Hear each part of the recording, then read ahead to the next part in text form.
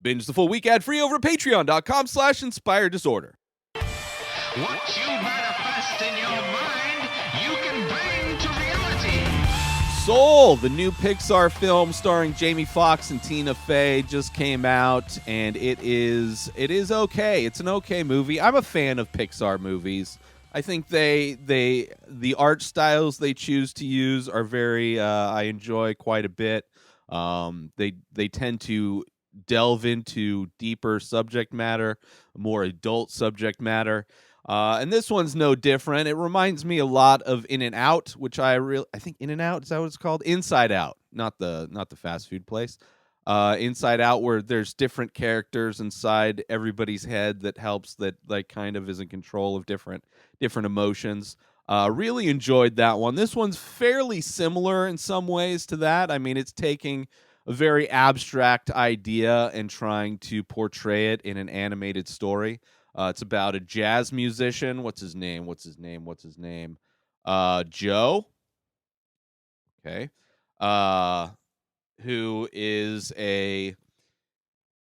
basically a jazz musician that got into teaching. He never realized his dream of being a professional touring musician, and instead is teaching kids in a I don't know if it's high school or like a middle school.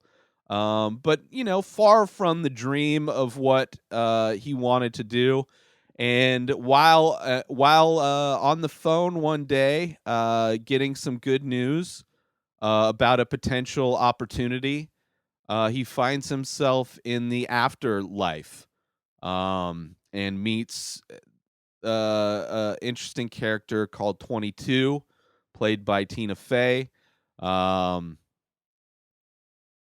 And then it becomes like a body swap film because he's trying to get back into his body. 22 is kind of a soul that wants to stay in the afterlife. There's a kind of a situation where you have to collect like almost like merit badges, which are called sparks in this afterlife. And once you collect all of the sparks necessary, then you're able to go to Earth and live a life. And 22 does not want to do that. So you kind of get that pull where somebody wants to get back to Earth and the other thing doesn't want to go anywhere.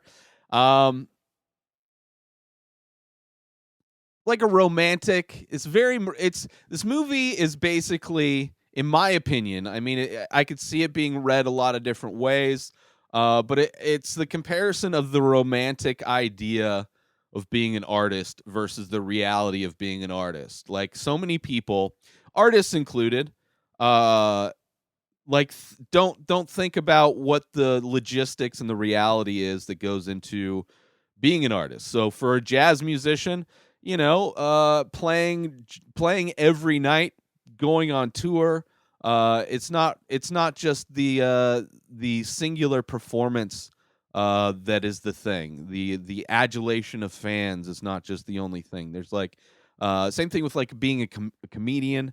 Comedians are on the road a lot of times, living in hotels, very singular life, very alone, aside from when they're on stage.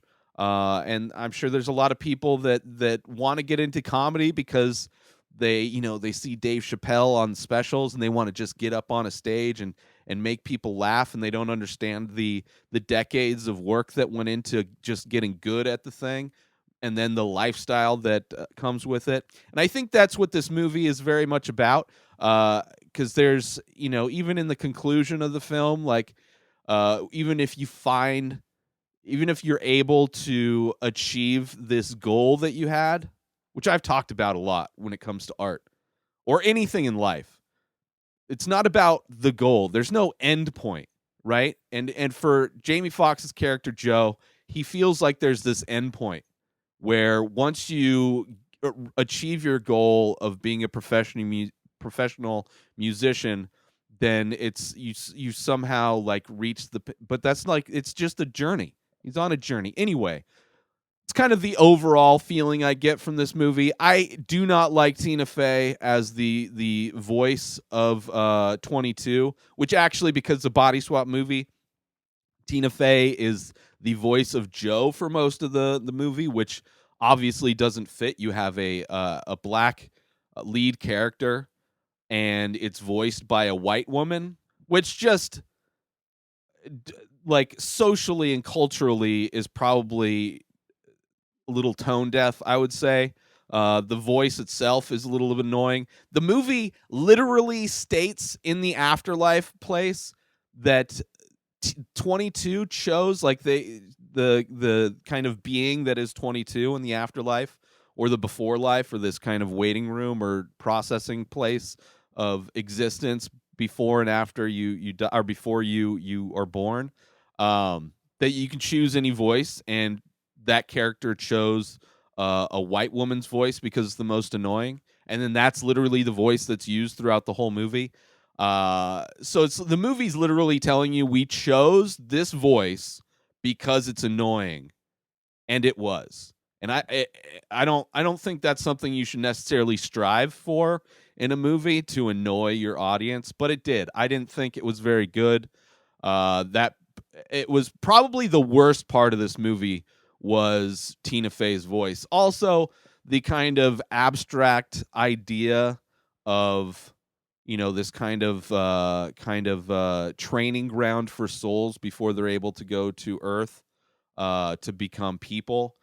Um, there's like a lot of complexity to that, which is a little bit overly complex, I would say, for this movie, because there's kind of like this training thing, but then there's also this area where it's where you can like see people who are on Earth that are experiencing flow.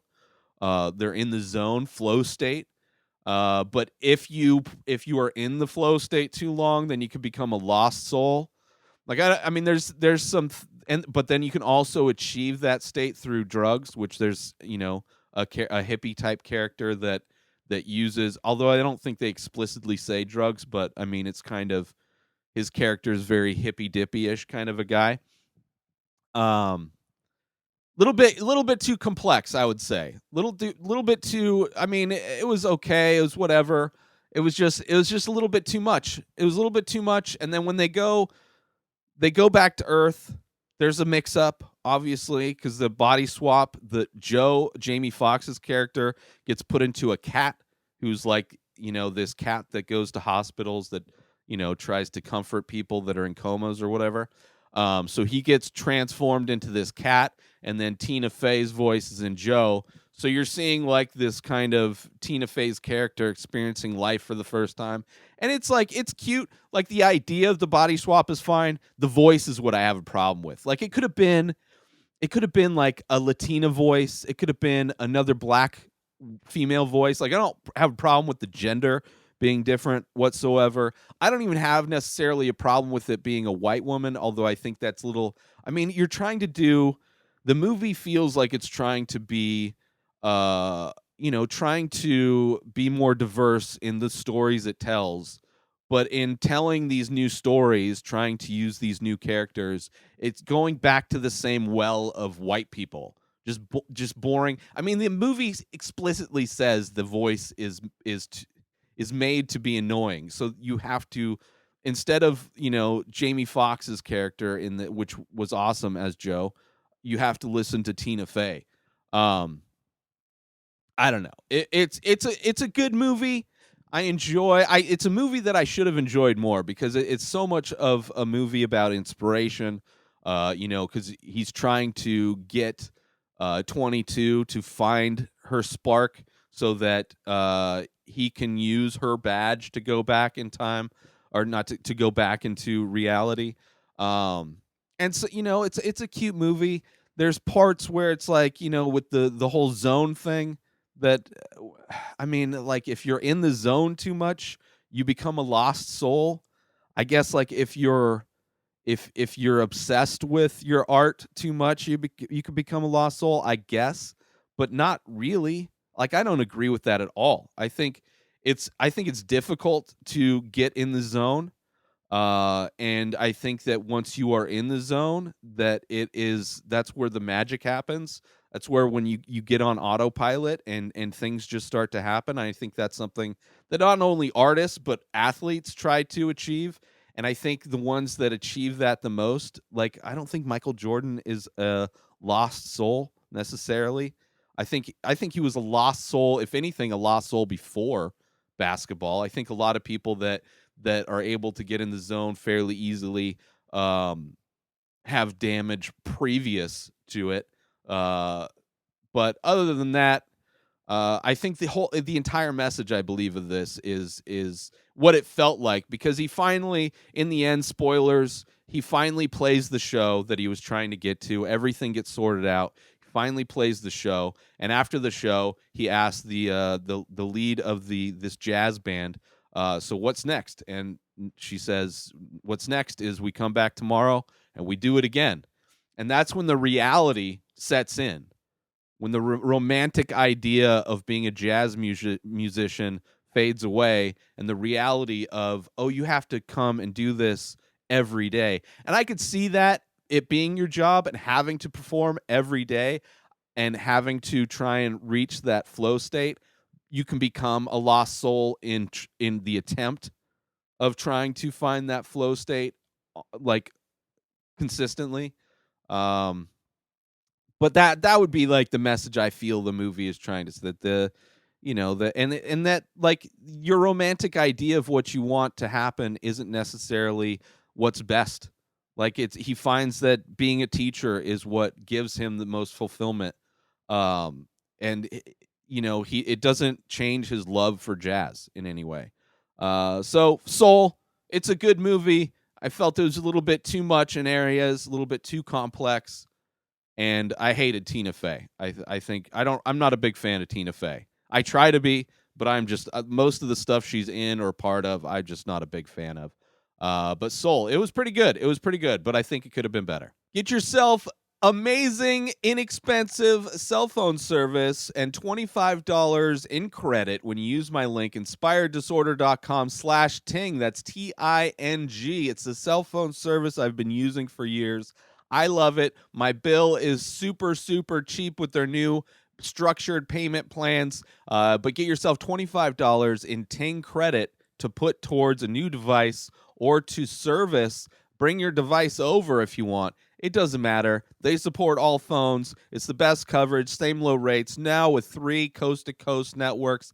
Go through my link, inspireddisorder.com/ting, and get yourself $25 in credit. New episodes of The Ray Taylor Show come out every single day. Subscribe on IGTV, YouTube, and everywhere else podcasts are found. Binge the full week ad-free over at patreon.com/inspireddisorder. Buy Ray Taylor Show merch over at inspireddisorder.com, and follow the show on Instagram at Ray Taylor Show. Have a great day, everybody. Peace out!